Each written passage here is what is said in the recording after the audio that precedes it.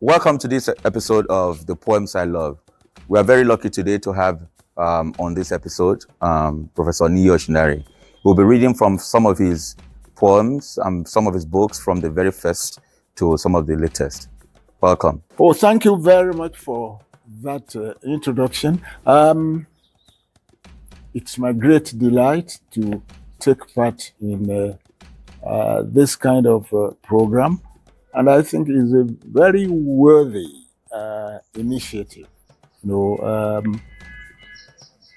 worthy forum for getting poets together and listening to them and seeing them read from their works. Yes, as Professor Gbogi said, I'll be reading just a few poems, and I'm going to start from my very first book, published in 1983. And many people said it addressed the change that we were looking for, generational, stylistic change. The poetry of the first generation of modern written poetry, Soyinka Okigbo and others, and our own generation that came after them. So this is some kind of meta poem. Poetry is, and it is coming from songs of the marketplace. Poetry is not the esoteric whisper of an excluding tongue, not a claptrap for a wandering audience, not a learned quiz entombed in Greco-Roman law. Poetry is a live spring which gathers timber the more throats it plucks, harbinger of action, the more minds it stirs.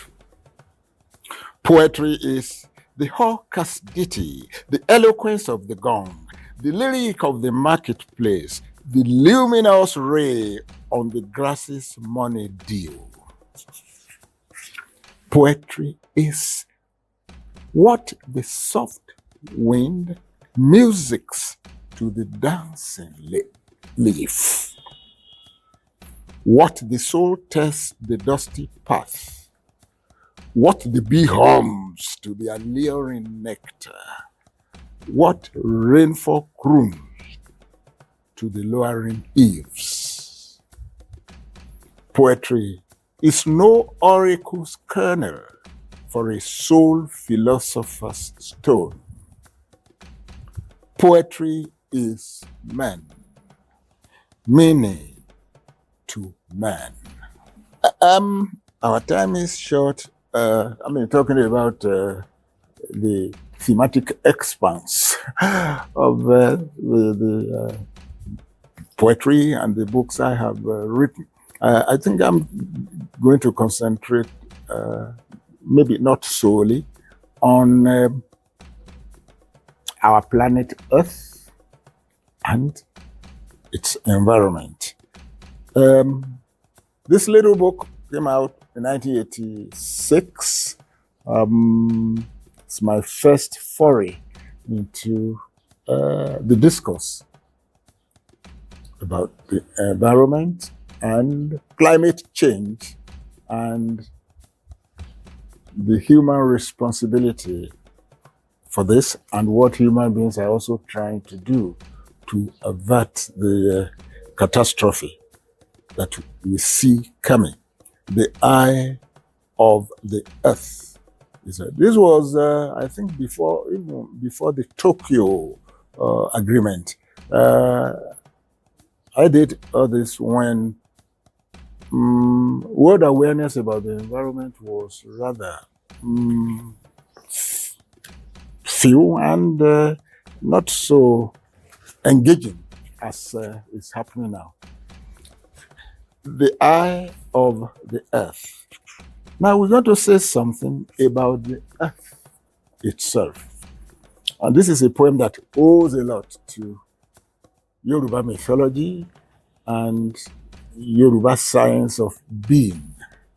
Earth, temporary basement and lasting roof, first clayey coyness and last alluvial joy, bread basket and compost bed, rocks and rivers, muds and mountains, silence of the twilight sea, echoes, echoes, echoes, echoes, echoes of the noonsome tide, milk of the mellowing moon, fire of tropical hearth, spouse of the roving sky, virgin of 1,000 offsprings, Ogere amokoyeri, amokoyeri, Ogere amokoyeri. Ours to plow, not to plunder.